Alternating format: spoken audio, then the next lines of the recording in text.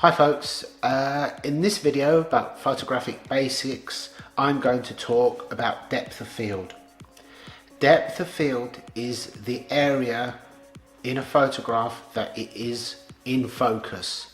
For example, if you focus on something 6 feet away, depending on your aperture, you may find that everything is in focus for 1 foot beyond that and 2 feet before that. Normally, how depth of field works on a lens, again for technical reasons, you normally get the depth of field 1/3 is beyond what you're focused, 2/3 is before it. Understanding depth of field can make so much difference to your photography, whether you are looking for a shallow depth of field, which means a very small depth of field, mainly used to isolate something, a portrait where you want to blur out the background, if you photograph a flower close up and you blur up what's behind it or why things are blurred as you're closer to them. And then there is a very deep depth of field which is used for, say, landscape photography. Understanding how depth of field works can also help you to make the most of it. For example, as I just said, when you focus on something, due to the science behind the actual focusing, normally, roughly as a ballpark, 1/3 of the depth of field is beyond what you're focused and 2/3 is before it. Therefore, when you look at a lens, you have its closest focusing distance. For example, on this one, it is 1.5 feet, and it works its way all the way in this particular lens to 30 feet, and the next one is infinity, which means obviously everything beyond that is in focus. Now, as you stop the lens down, the depth of field increases. Again, you can look up all of the science with that because it will just be jargon if I try to tell you now. Now, when you close the lens down, you'll get to a point where, for example, everything like on this lens, this is an old Nikon AIS lens, and the reason I'm using this one is it has little lines on it. They are depth of field indicators, and they're color coded to show you that as you close the lens down, it shows you how wide your depth of field is. Now, if I were to close this right down to say f16, which is the outer line, basically when I focus to infinity, it shows me on the blue line, which is for f16, that everything beyond 15 feet or 5 meters is in focus. However, if you look very closely, you'll see that there's infinity and the other blue line is beyond that. Now, once you understand how depth of field works relative to the aperture, for example, if I'm using f16, I could literally put the infinity, instead of where it is, I could actually move it over to the line that corresponds with f16, meaning that instead of everything being focused from 5 meters or 15 feet away, everything will be focused from 2 or 3 meters away, because I bring that area that is in focus, the depth of field, further this way, but I still keep infinity within the focused area. That's something for trial and separation. I know it might seem a lot, but it is worth researching and understanding and experimenting. The beauty of digital is that you can experiment. So next time you go out and photograph a landscape or whatever it is, close down your lens as much as you can, and then focus to infinity, and then try to bring your focus back a little bit until you get to the point where infinity begins to blur, and you'll see that you can actually play around with the depth of field, in other words, your point of focus, to gain more area in the foreground that is actually in focus. Now, this can be done the other way around. Even when you're using a very shallow depth of field, if you're opening your lens up a lot, to actually limit how much is in focus behind your subject. Now this lens, this is a 1.4 lens. So when this lens is opened right up, this lens lets a lot of light in. And not only does it let a lot of light in, but also when the lens is wide open, the depth of field is shallower because of the science behind the ratio of the lens field of view and aperture. When a lens is wide open, like this 50mm 1.4, and you're photographing something like a portrait, the depth of field area is very short. So if you focus on somebody's eyes, their ears begin to blur because it's so shallow, the depth of field. Now there's a little trick you can do if you have a cheaper lens that doesn't open up as far as this, because most kit lenses are 3.5 to 5.6, which doesn't give a very shallow depth of field when it's wide open, meaning that if you photograph somebody, take a portrait, whereas you would like what's behind them to be blurred, more of it will be in focus, so that you don't get that subject separation. They don't jump out at you in a photo. But there are tricks that you can use. Understanding the principle of where the area of depth of field is, or what area is in focus, once you understand that, you can, for example, if you're photographing someone and you don't have a very fast lens but you want to blur what's behind them more than normal, not only do you open your lens wide open, but if you bear in mind that there's an area behind what you have focused on that is in focus, if you bring the point of focus further towards you, it means that there's less and less behind the subject that will be in focus.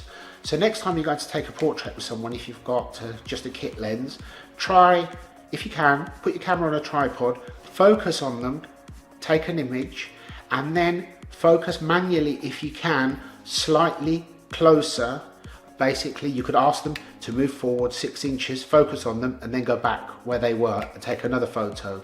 Then come even closer to you, and you will reach the limit where you are at the end of the area that is in focus, and everything beyond that will be out of focus. And that's a way that even with a lens that doesn't open up as much, that you can actually make more of the background area out of focus. That's called the bokeh. I believe the word bokeh comes from Japanese, but anyway, the bokeh is the photographic term for the area that is out of focus. And the bokeh, or background blur, is responsible for justifying more money spent on lenses in photography than anything else.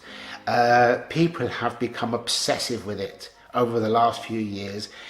Every article you read about every lens is what the out of focus area looks like. How creamy is it? How smooth is it? How busy is it?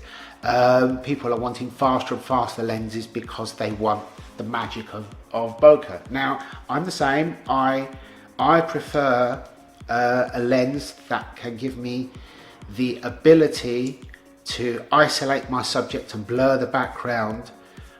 That is more important to me than a lens that is clinically sharp and characterless. I'm not worried about that. I don't do technical photography. I don't photograph brick walls. It doesn't matter to me. This is an old lens. This is 40 years old, this lens. I love this lens for photography. In my previous video, you may have seen me show you another old lens. That's a Minolta 58mm f1.4, and for portraits that's beautiful, and in my opinion that betters anything you can buy today. Why?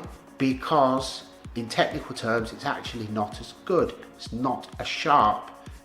For portraits, I don't want a sharp high contrast lens. I want something that is flattering to people. I don't want something that's going to highlight every little nook and cranny on their face. So each to their own. I do have very, very sharp lenses, but they're not really flattering for portraits. Yes, all of that can be adjusted in post. I must admit, I do love pin sharp eyes, but the rest I prefer to be smoother. So if I do use a sharper lens, then I will post-process it in Photoshop or Lightroom, and I will smooth out the skin to soften it because the lens is just too sharp for portraits. So understanding the way that focusing works and the plane of focus is crucial in being able to capture exactly what you want and make it jump out from the rest of the background if that's what you want, or if you are photographing something like a landscape, to be able to understand how to get as much of that area in focus as possible. The technique that I mentioned earlier about bringing the infinity slightly more towards you, that's called hyperfocal. And if you actually look that up and read it up a few times and digest it, if you are a budding landscape photographer, that will help you very much. Now, the first thing I would suggest to anybody who is thinking to take one step further from a mobile or a compact is to get yourself a camera that has interchangeable lenses.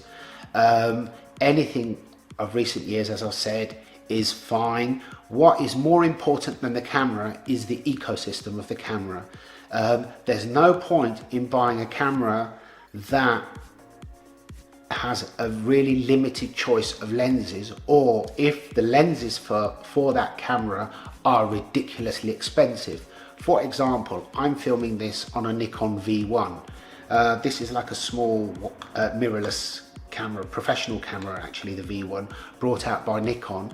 I love it for what it is, but the lens choice for this camera is very limited, and apart from one or two mainstream lenses, there isn't really a lot to choose from. They do a wide angle zoom that's very slow, as in it doesn't let in a lot of light, and it is horrendously expensive. And they do make a sort of a prime lens which is suitable for portraits, which again is ridiculously expensive. Whereas with Nikon cameras, for example, you have a pool of lenses going back 50 years that you can use, and some of the, or most of the latest mirrorless cameras, the Fujis, the Sonys, to name a few, you are able to buy an adapter and you can use all of these old lenses on your mirrorless camera. For example, this is a Nikon to Fuji X adapter, and it costs next to nothing. It makes this lens fit onto a Fuji X series body, or it could fit onto a Sony E-mount. And these latest cameras, they have something called focus peaking, which basically not only zooms in at a press of a button on what you want to focus to make it easier to focus, but they also display a bright red, yellow or white outline on everything that is focused when you use turn focus peaking on. So it makes it so easy to focus using a manual lens, which has literally brought life to all of these old lenses. Unless you actually need speed for whatever reason, if you want to get creative, get online, get yourself a few old lenses, get yourself a 50-1.4, get yourself a wide angle lens. And then there's companies that make some wonderful manual lenses now, like Samyang, 7 Artisans. Their lenses are very, very, very good, and they're very fast, and they're not a lot of money. So if you actually get yourself a wide lens and a 50 manual lenses on a mirrorless body, you can really get creative, and you don't have to spend a lot of money on lenses. You have such a huge choice. The reason that this works is to do with something called flange distance, which is the distance from the lens to the sensor. Nikon's, Canon's, the DSLRs, because they have the mirror and they have a bigger flange, distance, i.e. the distance from the lens and the plane of focus where it focuses to. That means that because the mirrorless cameras have so much less, then basically any of those lenses with the suitable adapter can fit onto the mirrorless camera, whereas it wouldn't work the other way around. Meaning that for my Fujis, I've got a Minolta, I've got this, I'm going to buy an old, or I've got one on the way, an old Helios 58mm f2 lens, which is a Russian lens that used to go on the old Zenith cameras. It's not brilliant, but it has character and it has a really weird swirling bokeh to it. But again, you can get creative without spending a lot of money, and the best way to do it is with these old manual lenses, because they really do give back creativity. For me, the change was I wanted to go back to basics. I wanted a Fuji camera with dials, with adjustments on the camera. I wanted a manual lens. I want to create and control everything from start to finish and enjoy the process, because it brings out more creativity by doing it that way.